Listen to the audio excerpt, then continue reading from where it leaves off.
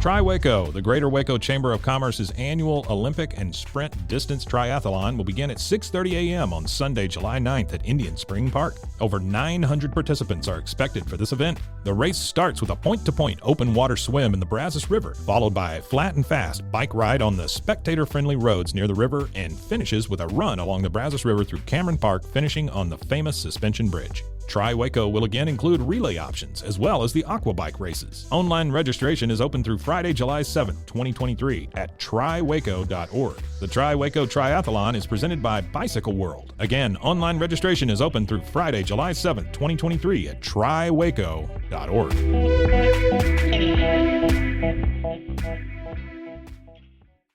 Hello and welcome to another episode of the Mysteries of the Paranormal. This week, we will be covering Chapita Rodriguez. Chapita Rodriguez, to give her proper name, was the daughter of a Mexican who fought alongside Sam Houston and others in the cause of Texas independence. Rodriguez was reportedly born on December 30th of 1799 in Mexico. Life was unkind to Chapita, though, and marriage turned sour, and her husband walked out one day, taking their son with him. She would not see the boy again for many years, and when she did, it would cost her her life. By the mid-19th century, Chapita was living in poverty. She furnished travelers with meals and a cot on the porch of her lean-to on the nearby river. One such was a man named John Savage, who showed up one night with $600 in gold in his saddlebags. He did not live through the night. He was killed with an axe, and Chapita was accused of his murder. Legend says that another man was at Chapita's cabin that night. He was her long-lost son, Juan, and killed John Savage, taking his gold and leaving his mother to face the dreadful music that followed. Chapita was indicted on circumstantial evidence and tried before 14th District Court Judge Benjamin F. Neal at San Patricio. Although Rodriguez maintained her innocence, she refused to testify in her defense and remained silent throughout the trial, perhaps to protect her guilty son. Although the jury recommended mercy, Neal ordered her execution. She was hung on Friday, November 13th, 1863. No gallows were built for Chapita Rodriguez. She was hung and buried under a mesquite tree by the nearby river. The mesquite tree died shortly thereafter, allegedly struck by lightning, and the site of her grave has been lost to flooding since her death. She was 63 at the time of her death. Her last words were quoted as being, "I am not guilty." At least one witness to the hanging claimed to have heard a moan from the coffin, which was placed in an unmarked grave. More than a century later, on June 13th, 1985, the Texas legislature passed a resolution noting that Rodriguez did not receive a fair trial. Over the years, her ghost has been sighted in a stand of trees near where she died. Rodriguez is depicted as a specter with a noose around her neck, riding through the mesquite trees or welling from the river bottoms. At first, the legend said that she appeared only when women was about to be executed in Texas, but even there, where judicial executions were carried out at the highest rate in the nation. There have been only a few executions of women, so the legend changed. Chapita is now said to walk whenever any Texas woman is unjustly accused of the crime of murder. I would also like to give a shout out to Ghost Stories of Texas with Lone Pine Publishing. Joanne Christensen did write a story about this that is titled The Hanging of Chapita Rodriguez, and tells of a very similar story. She mentions that it is a shadow moves in the moonlight, a soft sound is carried on the wind. It is a mournful sigh, then gentle sobbing that can be heard above the soothing sound of the river. Suddenly, a dark shape can be seen, the silhouette of a woman gliding along the path near the water. At the base of an old mesquite tree, the figure passes. Her head tilts slightly back, and she emits an unearthly wail. The cry pierces the night air, freezing the blood of anyone who hears it. It is the last sounds of Chapita Rodriguez, who suffers eternally for the injustice committed nearly a century and a half ago. If you would like to hear the story further, you can go check out Terrifying Tales. That is also on this. You can find that wherever you get your podcast or at Rogue Media Network to hear the full story. Again, that is Ghost Stories of Texas by Joanne Christensen. That is published by Lone Pine Publishing. So thank you for letting us read that on Terrifying Tales, Lone Pine. I have enjoyed doing that. And if, like I said, if you want to hear that full story, head on over to Terrifying Tales to hear it.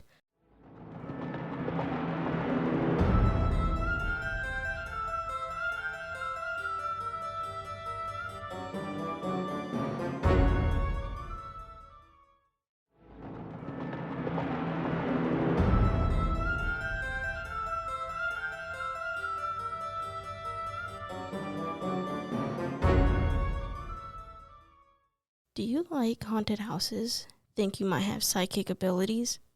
Then head on over to participate in a spooky scientific study that takes place on July 19th through the 31st with parapsychologists Dr. Brian, Dr. James, and Dr. Cindy.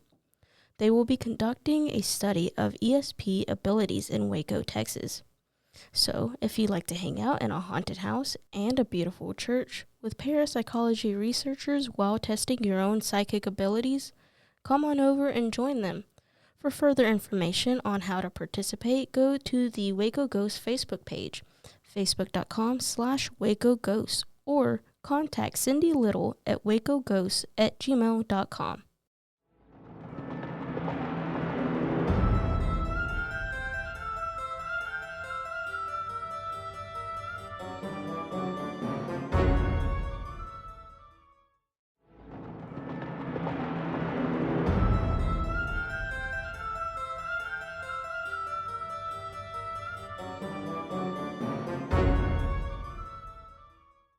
This week's episode is going to be Old Jo. The story today tells of a good-hearted woman who was wronged by the one charged with her care and her revenge from beyond the grave. This is indeed a tale of one of the most justified hauntings by a ghost in North Carolina's storied history. It starts well before the Civil War, when slavery was the norm. A plantation owner in Pender County had realized that one of his house slaves had grown too old for her duties. Old Jo, as she was known, had been good to the family, helping to raise the children and take care of the house for as long as the master could remember. He felt an obligation to take care of her as she had taken care of him. So he had a cabin constructed for her in the slave section, and a slave named Sissy was taken from the fields and instructed to help Old Jo with anything she needed. Old Jo appreciated what the master did for her, but it wasn't long before she discovered Sissy wasn't exactly a hard worker. In fact, that girl did the bare minimum to get by. Instead of helping Jo, she felt the old woman was a burden on her. She would only get water when she was thirsty, and Old Jo was fed only after Sissy had eaten all she had wanted. The old woman would spend days in bed, developing bed sores, because Sissy was too lazy to move her to the chair where she could see the sun. Old Jo tried to get word to the master, but the family had gone away on a trip, leaving the overseer in charge. Old Jo's attempts to get word to him failed as well. Friends would often stop by the cabin and talk with Old Jo, who was not shy about telling of her feelings of Sissy to guests. If I were younger, I'd slap the life out of her. She would tell her friends over and over.